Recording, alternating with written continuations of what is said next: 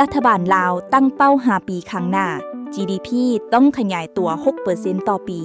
และเล็งแก้ไขหนี้สินสาธารณะ เมื่อวันที่25 กุมภาพันธ์ 2026 ท่านสอนชัย ศรีพันดร นายกรัฐมนตรี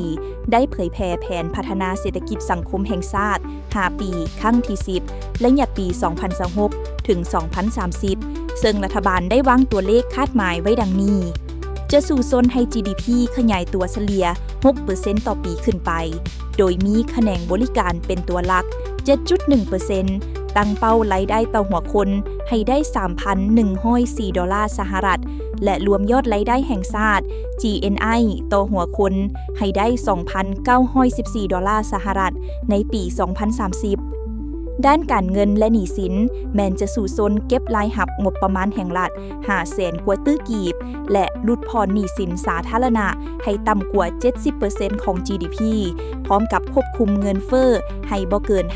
5% และมีคลังสำรองเงินตราต่างประเทศกุมการนำเข้าได้5 เดือนขึ้นไป นอกจากนี้จะมีการส่งเสริมการนำใช้ปัญญาประดิษฐ์ AI และเทคโนโลยีทันสมัยเข้าในการพัฒน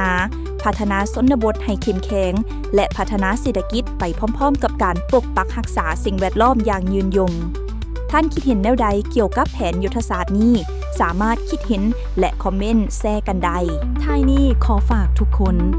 กดไลค์ กดแชร์ กดติดตาม กด Subscribe เพื่อบ่พลาดข่าวสารดีๆ จากพวกเรา Target Magazine